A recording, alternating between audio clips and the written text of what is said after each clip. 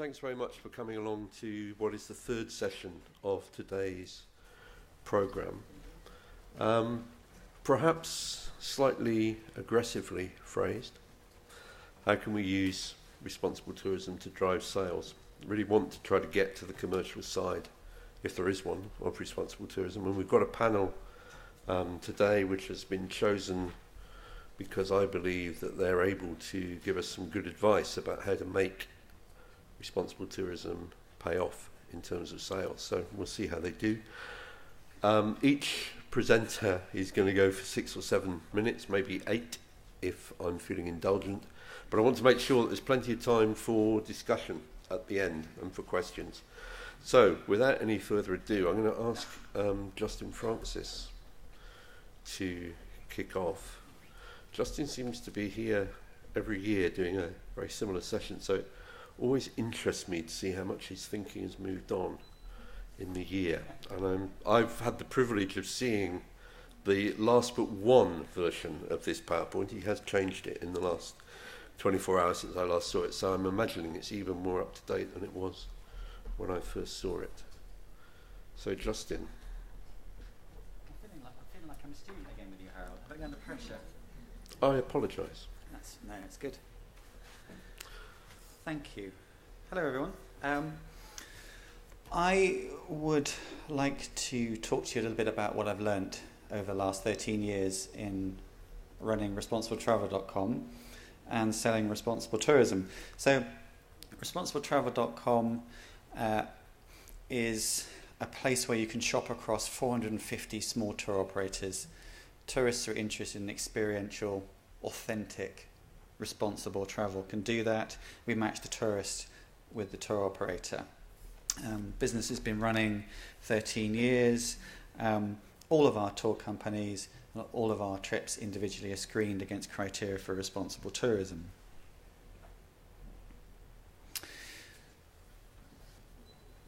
One of the big new things since I was here last year for the business is a big expansion in the publishing of content. You'll hear everybody here at the World Travel Market who's involved in marketing talking about content marketing.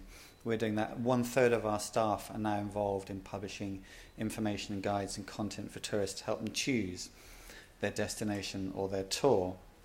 If you look closely at this slide, you'll see at the bottom there's a section which is about underrated, rated and overrated. We actually name the places and activities in each destination that we think are overrated.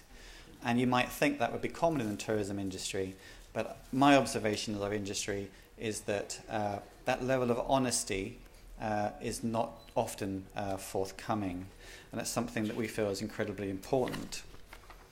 One of the sections of our destination guides is about responsible tourism. I also have noticed the tourism industry does not like to talk about issues in destinations, whether that's conservation issues or community issues. They do not want to scare the tourist by revealing that information. And yet the tourist is going to see it, they're going to feel it, they're going to experience it. Our view is they're best forewarned and forearmed. So we publish information about the real issues in destinations and tips for tourists. We try to support good initiatives in the tourism industry. We founded and run the Responsible Tourism Awards, which will be presented tomorrow from 10 till 12 on the global stage. Please come along to see the best of the best in responsible tourism around the world. It's going to be another fantastic year for that this year. Alongside celebrating what's really great about tourism and responsible tourism, we feel we have a duty and a responsibility to speak out about injustices in the tourism industry and things that we feel are not right. So we're a campaigning or an activist business, and our most recent campaign is centred around orca shows, marine shows and orca practices.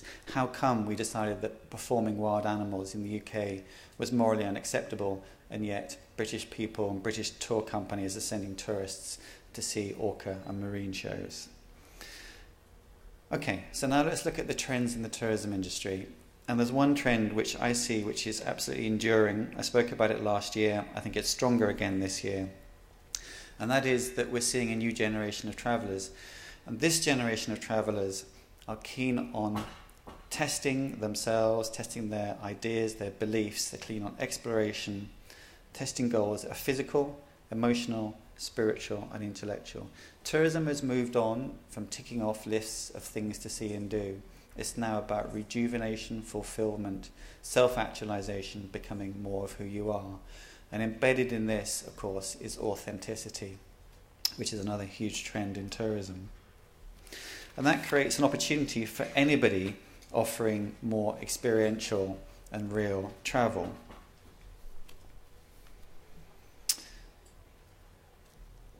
This is the key takeout from my short presentation. It's incredibly important not to confuse the way in which we design holidays, which, if you think like me, should be based around sustainability and responsibility. That's an ethical and moral need and belief, with the reason that people buy them, which is different.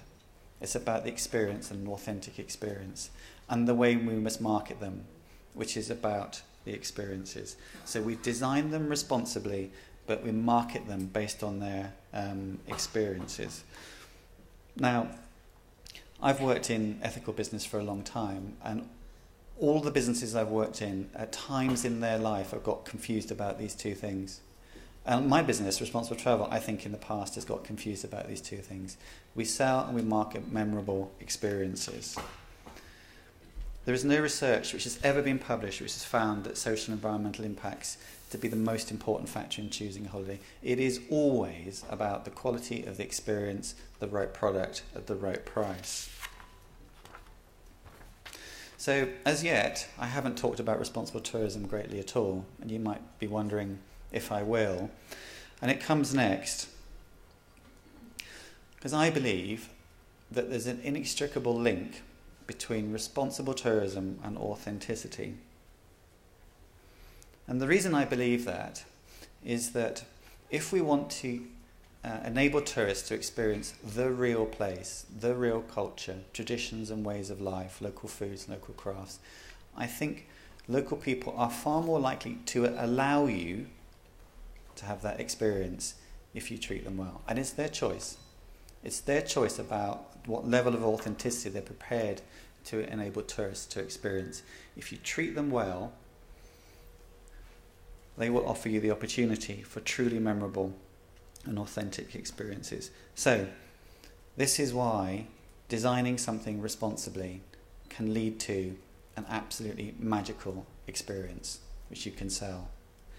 And it's interesting looking at the fashion industry. This is a piece in the Financial Times over the weekend. That's Dame Vivienne Westwood, very famous fashion designer. And there's a quote here from the Centre for Sustainable Fashion.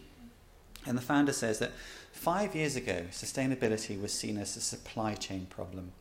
But now it's a design opportunity. So here's Vivienne Westwood with some, looks like African ladies using their knowledge, their expertise, looking at their beadwork and their skills and their design patterns to produce some extraordinary products for sale. I don't know where we are with tourism. I think we've still got severe supply chain issues. Can we, with our hands and hearts, say that everybody working in the hotels that we sell is treated well and treated fairly? I'm not sure we can.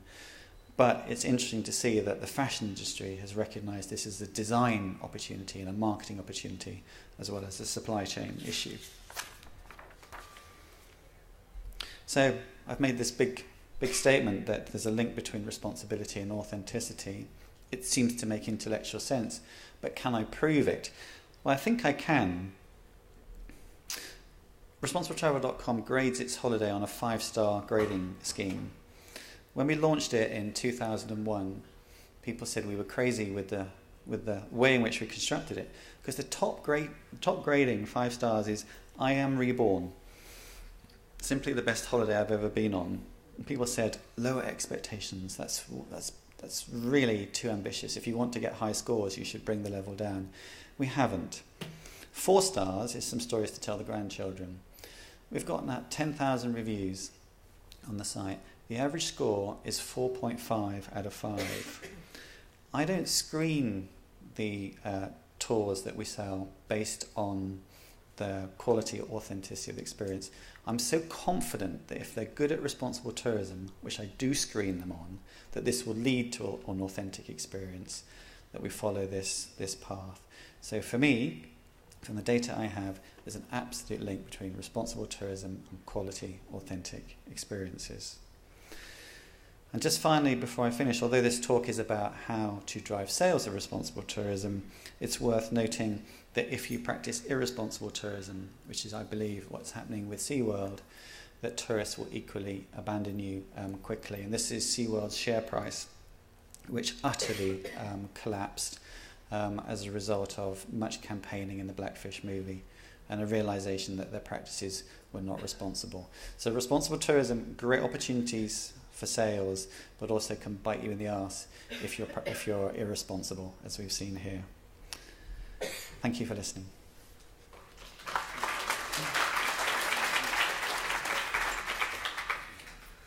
Thanks very much, Justin. You're quite right. It was worth changing that slide.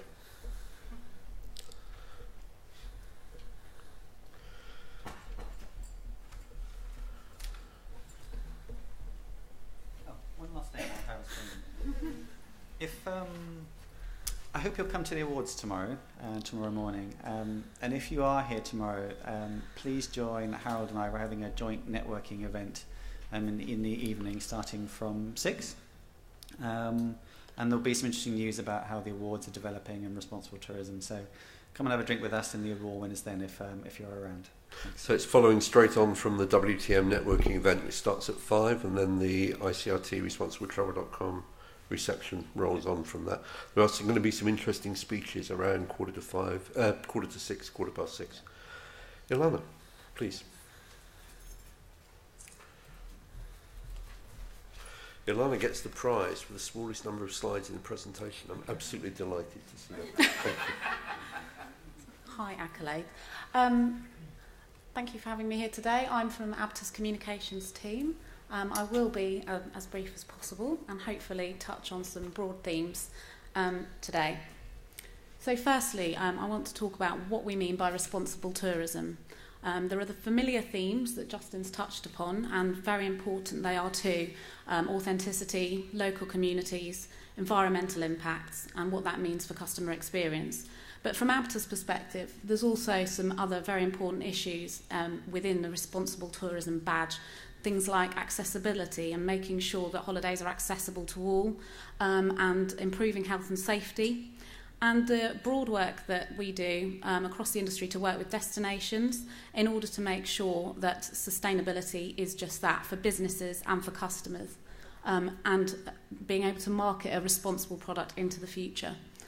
So where is the market today? Undeniably, there's a strong market for clearly badged responsible trips, responsible holidays and responsible excursions. There's a strong and thriving market for people that want to buy into concepts of environmental welfare and good community practice.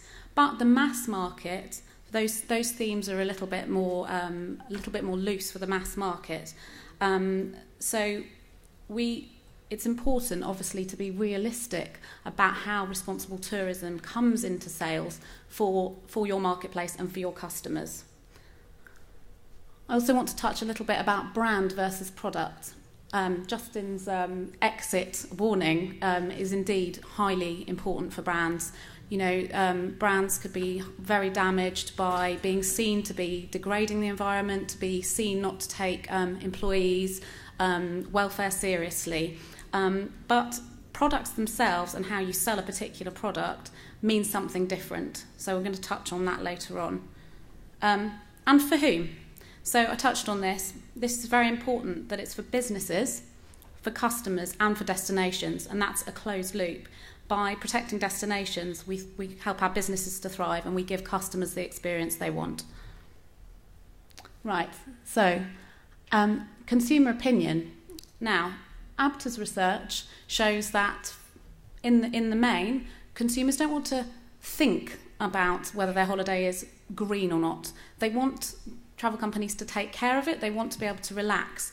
Now, whether or not that's a motivating factor, whether a holiday is green, responsible, ethical, any of those words you want to use is one thing. But certainly the opportunity is that their expectations are high. They see us as having that stewardship over these issues, and a third of consumers say that they expect travel companies to aid the local community, and they expect the environment to be protected. They also see a value in certification. They want the information to be transparent to them, which is obviously good news for brands such as Travel Life, which is a hotel certification scheme. So, what are the opportunities? What are the selling points for different markets? ABTA's produced Better Places, a guide to helping frontline staff to sell these concepts, but it's very much about targeting your message to your audience. The opportunities, as we see them, the main opportunities, and we'd agree with Justin strongly, authenticity is what customers want. They want to know that their experiences gives them a flavour of a new place, a new culture. Now, whether that motivates them to buy a particular holiday is one question, but it will motivate them to buy an excursion, an extra trip. It's about adding value to the sales with the messages that you can bring in around an authentic experience. Customers increasingly want more experiential-driven marketing rather than material, and that's a great opportunity. Moving on then, the industry position. Now, in the mass marketplace, this is as much about protecting sales and being seen to do what customers expect of big organisations, big companies, actually big and small, and protecting, your role in the marketplace. Your customers expect good corporate social responsibility. Driving sales is still important for the niche, and whether that will become the norm remains to be seen. So it's about reframing the issues for customers, telling them what that excursion does to benefit the local community, being explicit about the opportunities they have to engage in the local environment. Getting the advantage, that's an advantage you have in the marketplace where your competitors are perhaps being less proactive in marketing these issues. What we're bringing to this really is to say that the sales message is one thing and the marketing message is another. Employee engagement is obviously critical to doing that. If you're not selling the performance of your company and what it does to safeguard the local community, staff, and protect the environment, both as a UK company and in destination, if you're not engaging your employees and helping them to learn about those issues, you can't expect them to sell those values on the front line.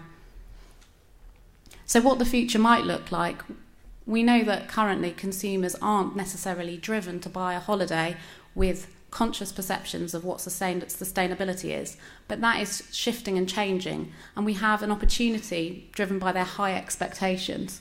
We are, so to speak, riding a positive wave, and it's important that the industry stay abreast of that wave. Our commitment as ABTA is to build a cross-industry approach and to build sustainability into all products, not just specific products. This, remains a huge priority for ABTA, and really it's something that we're excited to see the industry take into the front line and into sales in the future. Thank you.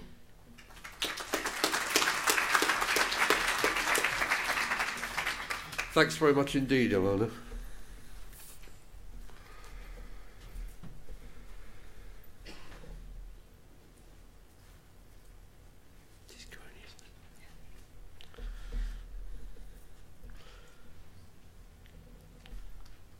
It's a real pleasure, Rachel. Thank you. Good afternoon, everybody. Well, knowing that I was going to come and talk to you today about this subject, I decided to do a little bit of research last weekend. And I asked about half a dozen of my good friends, all of whom are fairly bright individuals, I like to think, did you do anything sustainable on your last holiday? And I was greeted with a silence. And I got answers from no, right through to, well, yes, we did go on a sailing trip, and I guess you could call that wind power. And so I felt a little bit depressed by that, so I decided to kind of rephrase it. And I said, well, okay, did you eat out? Oh, yes, we ate out in the most amazing restaurant with local wine and fresh fish. It was buzzing. It was really, really brilliant. We went back 3 times. It was probably the highlight of our trip. Great. Did you buy anything? Oh, yeah, we bought these amazing little painted boxes from an art gallery. The kids loved them. They were absolutely great.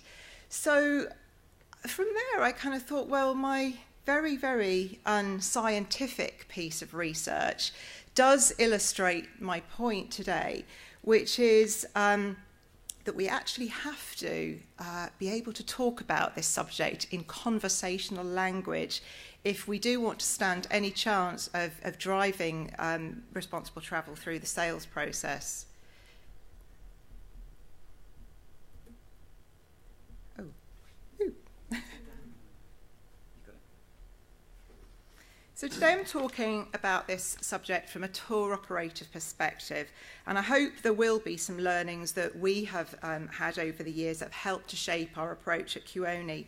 And I want to share today 10 examples and ideas with you that show that the direction that we're moving towards. It's about using responsible travel within the holiday design, within the marketing and communications right through to sales. And I hope in this session, very briefly, that I will be able to show that presented in the right way and knitted into the fabric of an organisation, that ultimately responsible travel might help shape, drive sales. So first of all, what am I doing? Oh, just go down. Yeah. Okay, cool. This, again, might sound blindingly obvious, but first of all, we need to know our customers. We know who we're talking to. For our market, we're essentially talking about young honeymoon couples, families to some degree, but also, again, couples in their 50s, 60s, 70s, very active people. People that read the Sunday Times, are very aware of the topics of the day, and they listen to the Today programme. But they're also watching the Great British Bake Off, and they're watching Downton Abbey. And when it comes to their holiday, they are looking for safe, very comfortable and worry-free travel. You know, they're looking for that crisp cotton sheets, the glorious view, they're having a G&T or a glass of champagne on the balcony overlooking that perfect location. And they do want an element of culture, maybe a touch of adventure, but nothing too bone-shaking or too much of an adrenaline rush. It's a comfortable but authentic experience they're looking for. And most of all, they are very reassured that in booking with Tues, that we are going to look after them all the way through, and we will do the right thing. Knowing your customers will actually help you understand how to pitch the subject of responsible travel and ultimately how to sell it within an organisation. We talk a lot at Tues about the conversation, and you can't get the right holiday unless you have the right conversation at the beginning of that trip. So as a tour operator, I would probably say at the moment Tues is more in tune with its customers than it ever has been before. We are a tour operator. We have also grown our direct business. So we're also now a seller of travel with 31 stores throughout the UK and with a growing online presence. And as a result, we've recruited more of our own personal travel experts. And those are the people that are at the sharp end and that we know our customers better than we ever have done before. And at every point of the sales journey, we're encouraging people to have conversations with us. And if those responsible travel stories become a natural part of the conversation, then realistically, we do start to look at how that might influence the sales. I think before we move on to the sales process, we just need to look behind the scenes, and we've touched today talking about the supply chain, and it is absolutely essential as a tour operator that we do have our house in order, that we encourage our suppliers to be sustainable, to share our vision and our values. Certainly we are big supporters of Travel Life, but we are looking at other accreditation schemes as well that are recognised, and we are currently auditing all our suppliers as we do with health and safety to ensure that that we are scooping up all those ones that have worked towards recognised schemes, but also the ones that are less able, that we're able to help and support them become more sustainable. So, things like our supplier code of conduct looks at compliance with local law, respecting local traditions, caring for animal welfare, the environment. So customers are expecting us to take a lead behind the scenes. But with the best will in the world, waste management is not a sexy story. Ananea is an interesting example of how Kuoni kind of moved into things about 4 years ago, and it is essentially a collection of holidays which was launched as an online brochure. And the trips within that brochure were aimed to provide respectful, authentic, responsible travel experiences, from jungle hideaways to volunteering trips and tours off the beaten track, all with, you know, our sort of indulgent customer in mind. And also there were things in there like a driving tour of South Africa, staying in fair trade lodges, and a born-free tour of Kenya. So all of this and our experience of Ananea over the years shows that it is a fantastic showcase and a talking point and an awareness-raising platform. But is it enough to drive sales alone by just having a brochure? And we would say that probably isn't. So what do we need to do to move further and move this on? We do need to dig deeper, and we need to find the stories that will make the holiday experience better for customers. And it's those stories that we can build into natural conversation with customers that will make the difference, like the Banyan Tree Resort in the Maldives, when you can pop over to the Island Marine Lab for a weekly marine biology lesson, a reef cleaning session, or a coral transportation dive, the kind of things that you want to tell your friends about when you come back. Turtle conservation projects are at many of our hotels and give you a chance of seeing these amazing creatures in real life, which is a real thrill.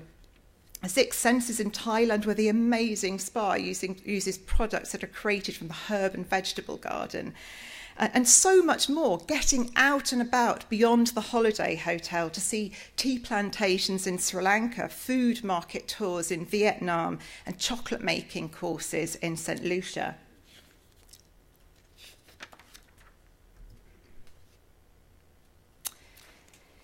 The way forward is to knit responsible travel into everything that we do, but we need to be very, very careful about the language that we use. Sustainable, eco, responsible, green, they are very, very overused. But authentic stories that enhance and enrich the holiday experience is what it's all about. And we want to use these stories to show how we can make that overall holiday experience better. We don't necessarily need separate brands or separate labels. It should simply be knitted into what we do in our customer magazines and our brochure and online content, marketing and point of sale. Oh, here's a picture of the lovely Simon Reeve at a Brighton afternoon. And at Kuoni, we worked with Simon for a number of years, and he's been hosting sessions up and down the country in a Q&A style sort of events for our customers, and they are hugely, hugely popular.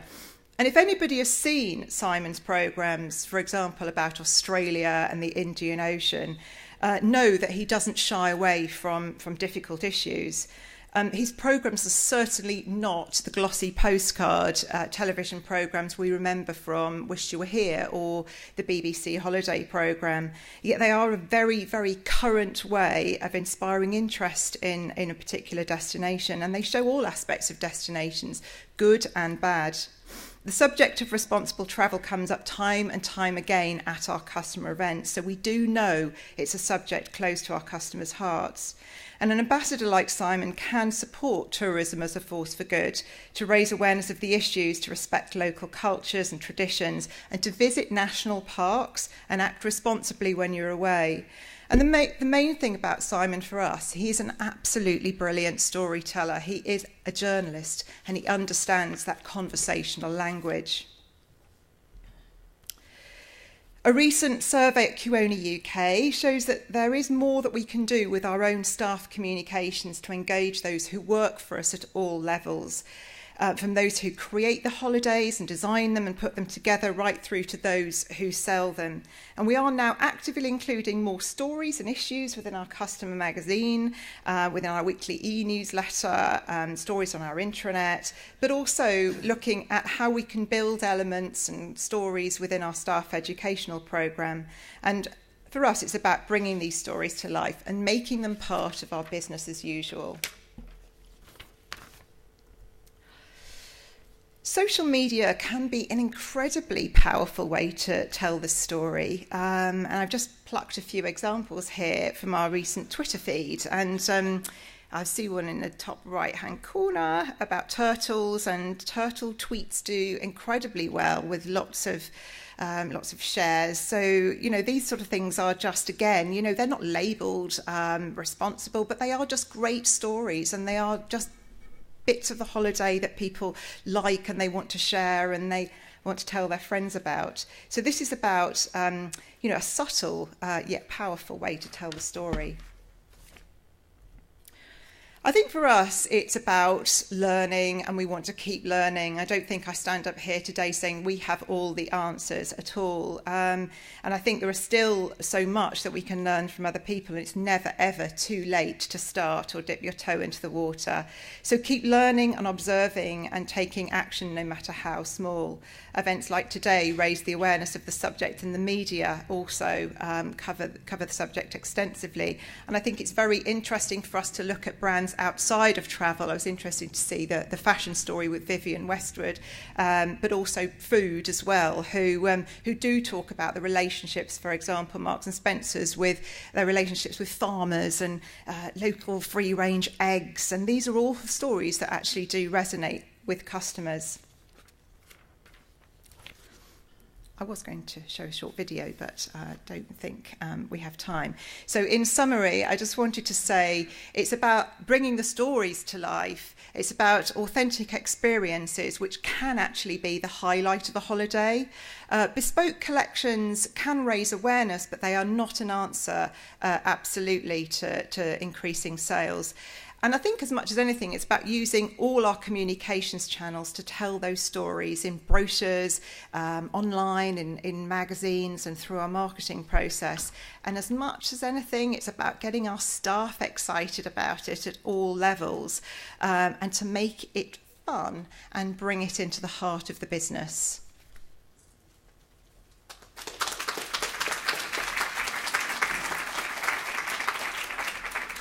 Thanks very much, Rachel.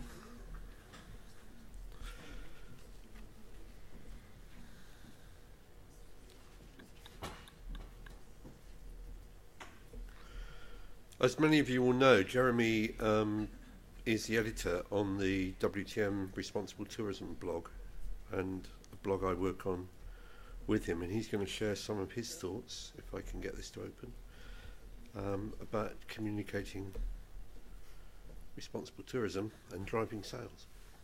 Thank you.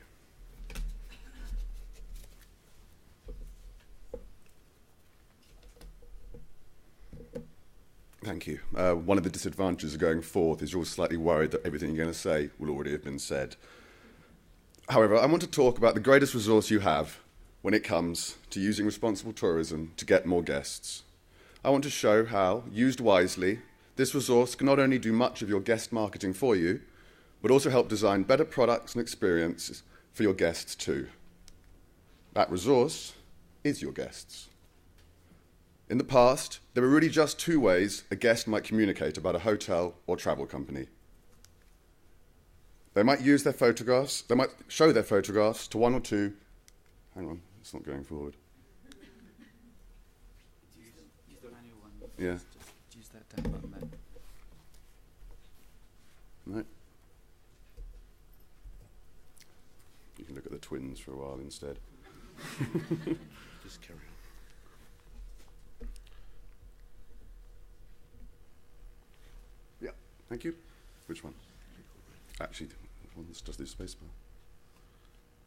Yeah. So they might show their photographs to one or two slightly disinterested friends. They might write in your guest book, "Had a lovely stay." That's about it. Today, 70% of travellers update their Facebook page while on holiday. 76% post holiday photos to some form of social network. 46% of travellers post reviews on a website after their holiday. There are now over 23 million traveller-posted photographs on TripAdvisor. Now, this isn't just empty noise. 84% of consumers trust these kind of recommendations above all other forms of marketing. Only 48% of people who use social media to research travel plans stuck with their original travel plans. 1 in 3 changed hotel. But how do you get them to talk about you positively, apart obviously from giving them a good experience? The answer is something responsible tourism companies have more of, I believe, than other travel companies, and do better than them too.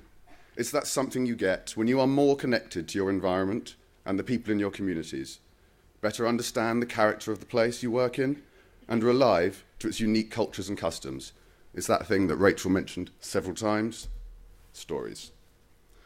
Every picture we share is a story. Every review we write. We are all photojournalists now. We are all travel critics. Where once people could write "lovely stay" in the guest book, now they post a blog, add something to a social network, or write a 500-word review on TripAdvisor. But take it from someone who spends his life writing for a living. The hardest thing about stories is not writing them, it's finding them. We are all trying to find original stories all the time. We're not looking just to take a photograph, but to share it. Everything I see when I am on holiday, every object, every scene, is potentially something I might share. It is a possible story. And let me give you 3 examples from my travels. 3 short examples where companies chose to be slightly more original and to share a bit of their story with me. Last weekend, I stayed at the Devonshire Arms while walking in the Yorkshire Dales. Every day, I hiked 10 or more miles across the moors. And when I went to bed each night, there wasn't a chocolate on the pillow,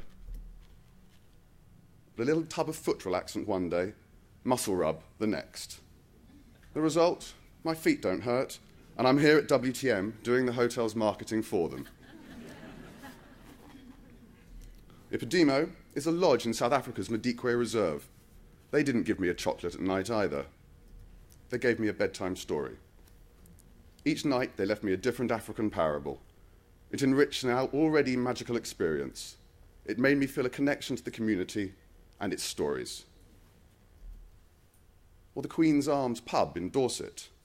The breakfast menu looks like that. But turn it over, and you've a walking map of the area. The result, it's the only breakfast menu I've ever kept. I refer to it time and again in articles and talks. These are just 3 examples. When you see everything in your hotel or experience, not just for what it does, but for how it can tell your story, the possibilities become endless. Suppose I say to you that I like my meal. Give me the recipe. On that piece of paper, share the story of whoever grew the food, or describe a tour you offer to the local market. Is that vase in your lobby made by a local craftswoman? Make sure I can discover and share her story.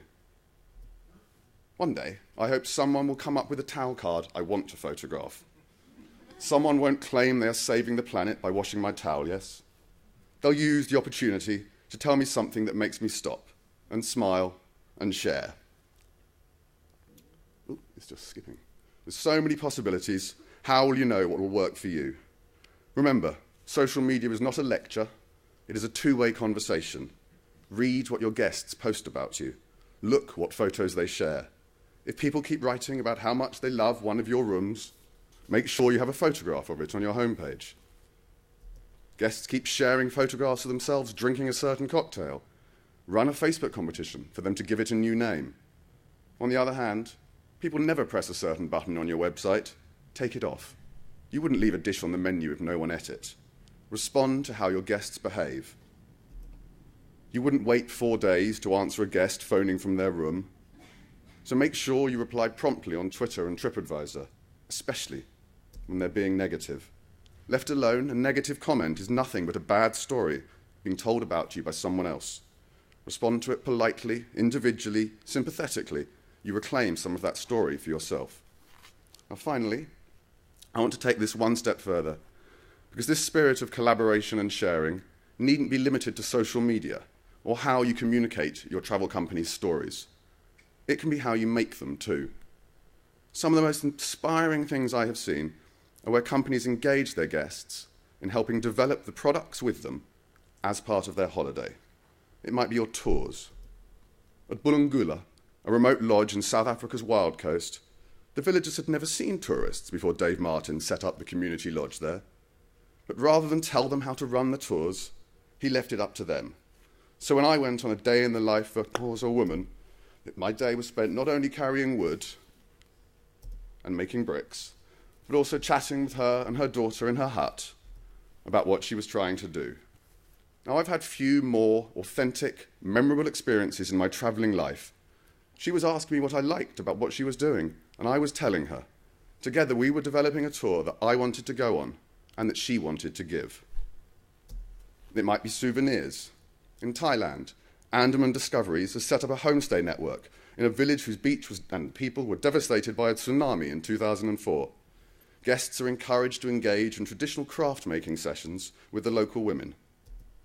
We learn to make something of their crafts, and they learn more about the expectations of guests from different countries.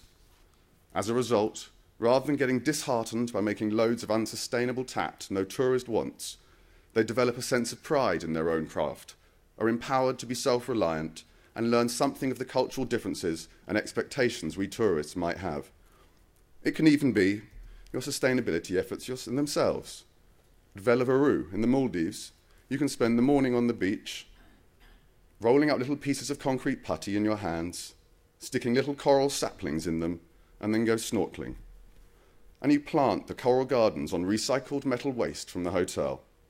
Guests and staff do this for free, and as a result, they get to be part of the actions the hotel is taking to preserve its reefs.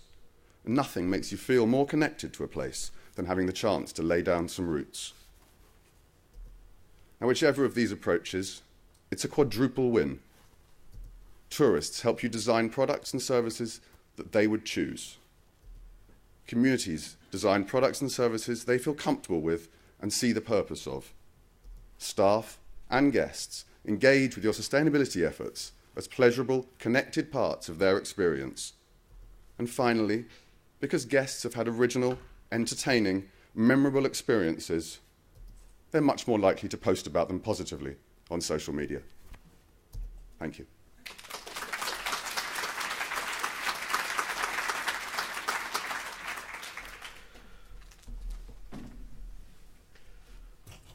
I really enjoyed those 4 presentations. They were great. So, over to you for questions. Who has the first question? I'm really sorry about the crowding.